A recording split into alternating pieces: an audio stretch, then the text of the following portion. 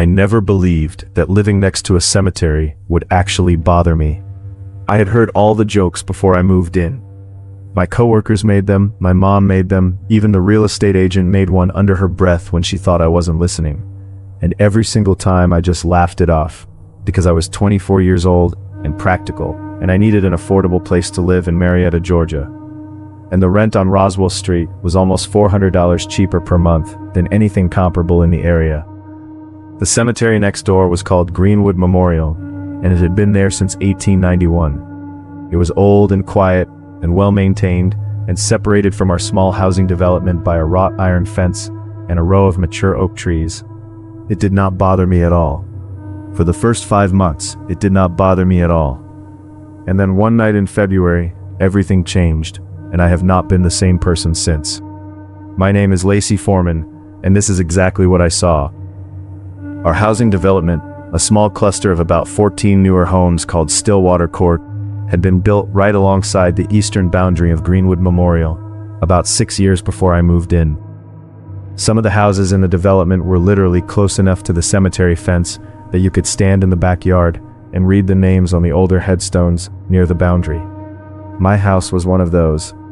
My bedroom window on the second floor faced directly out over my small backyard, and beyond the wrought iron fence into the older section of Greenwood Memorial, where the headstones were weathered and tilted and packed closely together in uneven rows that told you exactly how old that ground was. I had looked out that window every single night for 5 months and seen nothing but dark grass and old stone and the shapes of the oak trees moving in the wind, until the night of February 11th.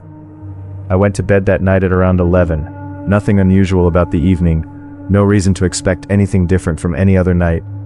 I fell asleep quickly and slept fine until something pulled me awake at 2:19 in the morning. I know the exact time because I looked at my phone the moment I opened my eyes. No sound that I could identify had woken me, no bad dream, nothing I could point to. I just came awake suddenly and completely with that immediate wide-eyed alertness that feels different from normal waking up. I lay there in the dark for a moment, and then I heard it. A sound coming from outside my window, from the direction of the cemetery. A rhythmic scraping sound, steady and repetitive, like metal dragging through soil over and over and over again. I sat up slowly and listened harder, and the sound continued without stopping. That same steady scrape and shift, the unmistakable sound of something digging into the earth. My first thought was that the cemetery had scheduled some kind of early morning groundskeeping. But something about that thought fell apart immediately because it was 2:19 in the morning, and no legitimate groundskeeping operation runs equipment at 2:19 in the morning in a residential area. I got out of bed and went to my window. I pressed myself against the wall beside it first and looked out at an angle before putting myself in full view of whatever was outside. Old habit from growing up in a house where my dad always said never stand directly in front of a window at night. From the angle I could see the back fence line and the first few rows of headstones inside Greenwood Memorial and the shapes of the oak trees, and not much else, because it was a cloudy February night with almost no natural light coming through. I shifted and looked straight out the window. There was a man inside the cemetery. He was maybe 40 feet past the fence line, crouched low between two of the larger headstones in the older section, and he was digging, not with any kind of machinery, with a hand shovel, working at the base of one of the older graves with focused and deliberate effort, like someone who had done this before and knew exactly what they were doing and how long it would take. He had a small light source on the ground next to him, one of those compact lanterns that throws light in a tight circle, and it lit up just enough of the immediate area around him that I could see the dirt piling up beside him as he worked. I stood at my window and I could not move. My brain was cycling through explanations as fast as it could produce them, and dismissing every single one just as fast. Authorized cemetery work at 2 a.m., dismissed. Someone visiting a grave, dismissed because nobody visits a grave with a shovel at 2 a.m. An animal digging, dismissed because that was clearly a human being in a dark jacket, crouched over a specific grave with a specific tool, working in a specific and methodical way. He was digging up a grave. I grabbed my phone and called 911 with hands that were shaking badly enough that I misdialed once before I got it right. I whispered to the dispatcher because some instinct told me to stay quiet, even though I was inside my own house with the window closed. I told her there was a man inside Greenwood Memorial Cemetery on Roswell Street in Marietta, digging at one of the graves, and I needed someone there immediately. She told me to stay inside and away from the window, and that units were being dispatched. I did not stay away from the window. I watched him work for the 6 minutes it took the first patrol car to turn onto Roswell Street.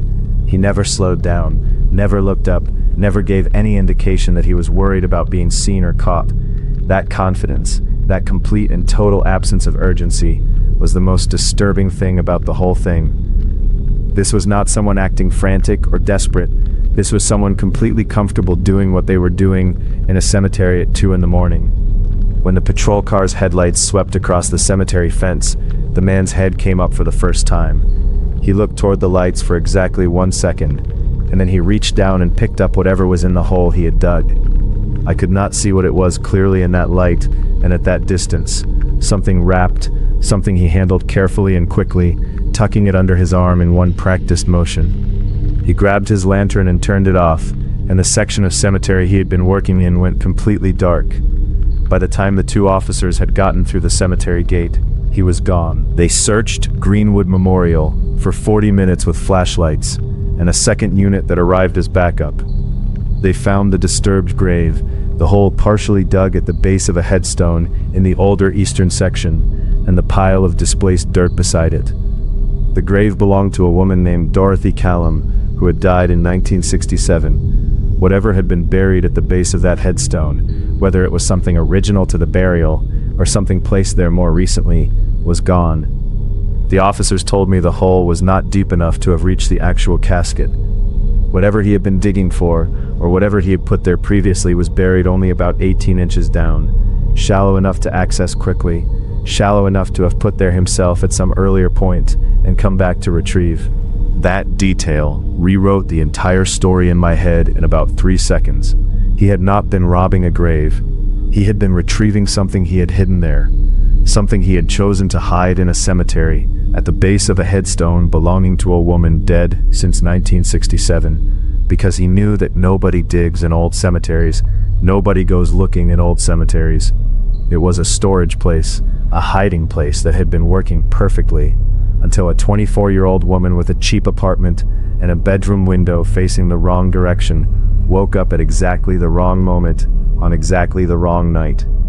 The police never identified him. No cameras covered that section of the cemetery boundary, and none of the neighbors had seen anything. The case went nowhere, and as far as I know, it is still open in Cobb County records as an unsolved cemetery disturbance. I still live in that house on Stillwater Court. The rent is still $400 cheaper than anything comparable, and I am still practical even after everything. But I sleep with my bedroom door open now so the hallway light reaches my room, and I have never once since that February night allowed myself to look out my bedroom window after dark, not because I am afraid of what I might see in the cemetery, because I am afraid of what might be looking back.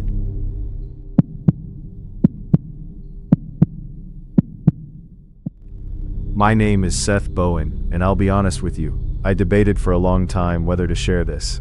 Not because I think people won't believe me, but because talking about it makes it feel close again. Like describing it out loud brings it back into the room with me. But here it is anyway. This happened 2 years ago in Clarksville, Tennessee. I was 23 at the time, working a night shift stocking job at a grocery store on Tiny Town Road, and living alone in a small apartment on the second floor of an older complex off Craft Street. Nothing fancy, just a quiet building with mostly working people who kept to themselves and minded their own business. I had lived there for 8 months without a single issue, until one Thursday night in October. I got home from my shift at around 2:30 in the morning, which was my normal schedule. I parked in the lot, grabbed my bag, and headed up the exterior staircase to the second floor walkway that ran along the front of all the second floor units. My apartment was the third door from the staircase end, Unit 204. Standard routine, same as every other night. Except when I got to the top of the staircase and turned onto the walkway, I stopped immediately. There was a woman standing outside the door of Unit 206, 2 doors down from mine. She was standing completely still, with her back to me, facing the door, with both arms hanging straight at her sides. She was wearing a light-colored nightgown that came down to her ankles, and her feet were bare on the concrete walkway, despite the fact that it was October in Tennessee, and the temperature was sitting somewhere in the low 40s that night. I stood at the top of the staircase and looked at her for a moment. My first thought was that she was a resident who had maybe sleepwalked out of her apartment or come outside disoriented for some reason.